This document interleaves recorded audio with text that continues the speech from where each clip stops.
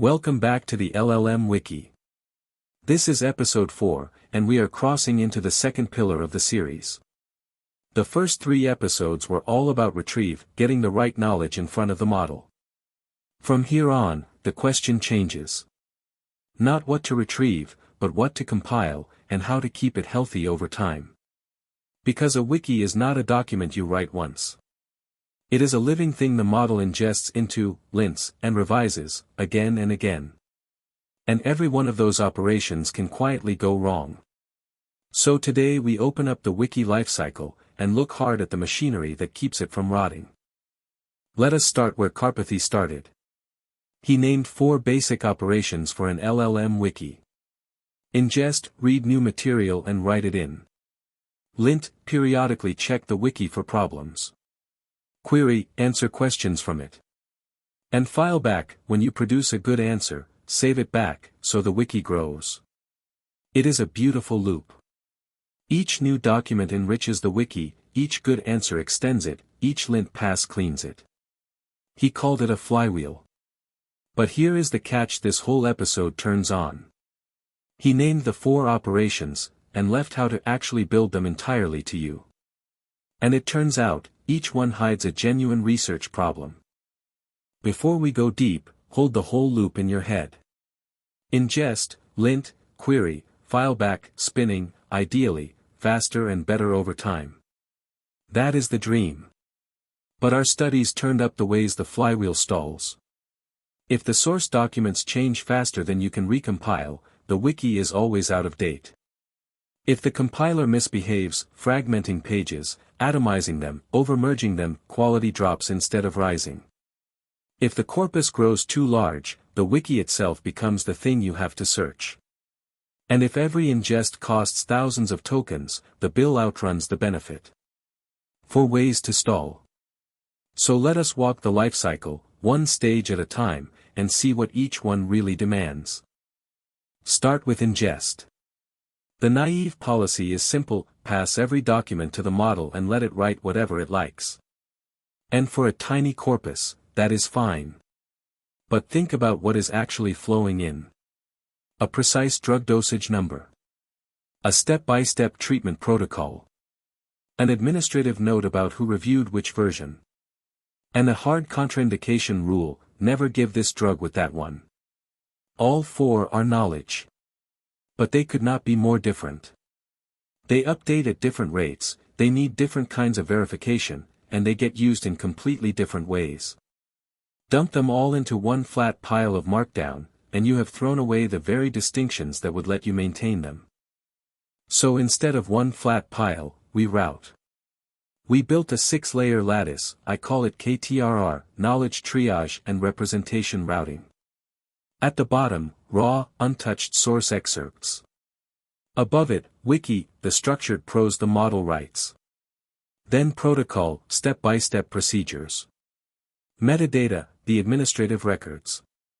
Fact, atomic numbers and booleans. And at the very top, rule, the conditional, first-order constraints. The layers climb by abstraction, and by how costly they are to change. Raw is trivial to update. A rule change means a schema migration.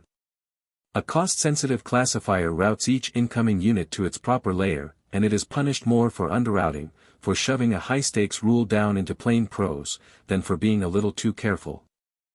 Now the result that genuinely surprised me. We tested this on a real corpus, 6 years of an undergraduate AI course, 2,700 knowledge units. And the router beat a strong language model used zero-shot by 58 percentage points of accuracy. Here is the twist: it is the same model in both conditions. The only additions were a structured cost framing prompt and a small annotated gold set. That is not a capability gap. It is an investment gap. A little supervision at ingest pays back 25-fold in routing error. But 2 warnings came with it. Rare knowledge types collapse. Our fact category scored 0 when only 4 examples appeared in training. And a feedback loop trained only on the router's own mistakes makes it worse, not better, drifting ever more confident about the wrong boundary. Next stage, lint. Karpathy borrows the word from code linting, where a tool flags unused variables and type errors. The trouble is, those rules are mechanical and exact. A wiki has nothing of the kind. There is no settled definition of a healthy wiki, no ground truth for what counts as a contradiction, no agreed measure of coverage. So we built WikiLint as a two-tier pipeline. Up top, a shared backbone extracts knowledge units, generates diagnostic queries, and filters them to control cost. Below, 5 checkers run in parallel, 2 of them ask the language model, about contradictions and about coverage gaps, 3 run locally, hunting orphan pages, stale claims, and broken cross-references. All 5 fold into a single health score. And here the numbers are humbling, in a useful way. The contradiction detector flagged 10 candidate pairs. On expert review, only 2 were real. A precision of 0.2, 80% false alarms. Why? Because the model is using surface similarity as a stand-in for logical conflict. 2 claims about the same topic, written in the same style, look similar whether or not they actually contradict. Distributional closeness is simply not logical inconsistency. So the honest conclusion is, never let this autocorrect. Surface the candidates for a human. But the coverage checker is a different story, it beats a keyword baseline by 13 to 19 points. The lesson is to spend your model budget where meaning helps, on coverage, and not where it misleads, on contradictions. Now the most insidious stage of all, because it happens even when nothing new comes in. Every time the model recompiles a page, it reads its own summary and summarizes again. It is the telephone game. Drop a qualifier here, round a number there, harden a maybe into a definitely, and that distorted version becomes the baseline for the next round, which distorts it further. We tested this directly. A fixed compiler, 5 successive rounds, no access to the original sources after the first. Across 2 very different domains, wastewater engineering, dense with numbers and rules, and Liangzhu archaeology, dense with cautious causal claims. And the knowledge did not drift uniformly, it drifted by type, by nearly an order of magnitude. Numbers and causal claims drifted fastest. Numbers, because the model rounds, 2.5 to 3 mg per liter becomes, roughly, 3. Causal claims, because the model hardens them, may contribute to quietly becomes causes. Rules barely moved, their if-then shape signals do not touch this. And in the archaeology domain, causal drift ran 4.7 times higher, as the model stripped out the careful hedges that scholarship lives by. But there is mercy in the data too. Every type plateaus by round 3, an entropy floor, beyond which recompiling adds no new damage. The scheduling lesson is exact. Never recompile a wiki more often than its sources actually change. Closely related is staleness, not the model distorting a claim, but the world moving on past it. The obvious move is to borrow the half-life that bibliometrics gives for AI research, about 6 months, after which a citation is half as relevant.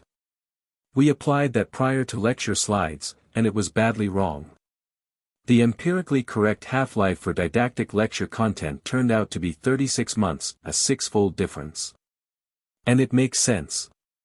Lectures teach foundations that age slowly, not the latest results that go stale in a season. Calibrate per content type, and the agreement with human judgment jumps. The rule is simple, there is no universal expiry date for knowledge. Staleness must be calibrated to the kind of content you are aging. The final stage is the one that makes all the others trustworthy, provenance. When a wiki drives a real decision and someone challenges a claim, you must answer 4 questions. Where did this come from? Which model version wrote it? What evidence still supports it? And if we retract it, what else falls with it? A plain markdown file, even under version control, cannot answer any of them. The compile step severs the link between an output claim and its source. So we attach a typed provenance graph as a quiet side effect of normal operation. On a corpus of 112 documents, it built a graph of 3,000 nodes. When we simulated retracting a source, it found every dependent claim, 100% recall, 0 false alarms, in under 600 milliseconds. And its dual-layer diff caught silent semantic edits, pages whose words barely changed but whose meaning had, in 3% of comparisons. So step back and see the whole lifecycle, honestly. Ingest routes knowledge to the layer it deserves. Lint flags problems, but for a human to judge, not for the machine to silently fix. Drift saturates, so you schedule recompilation by how fast the sources move, not by a calendar. And Provenance keeps the whole thing auditable. Notice the thread running through every single stage. The routing feedback loop degraded on its own. The contradiction detector cried wolf 8 times in 10. Drift accumulated in silence. Every place we hoped for full autonomy, the evidence pushed back. The real operating mode for a high-stakes wiki is not a machine that maintains itself. It is human-assisted automation, the model does the labor, and a person does the judging. And that points us straight at the next pillar. The contradiction result is the tell. The model could feel that two claims sat close together, but it could not prove whether they actually conflicted. Surface similarity will never give you that. For real logical consistency, you need something the wiki has lacked all along: formal reasoning. That is the third pillar of this series. Verify. Next time we make logic a first-class citizen of the wiki, with prologue and problog standing guard over consistency, so the system can finally tell a genuine contradiction from a false alarm. Episode 5: Logic as a first-class module. See you there.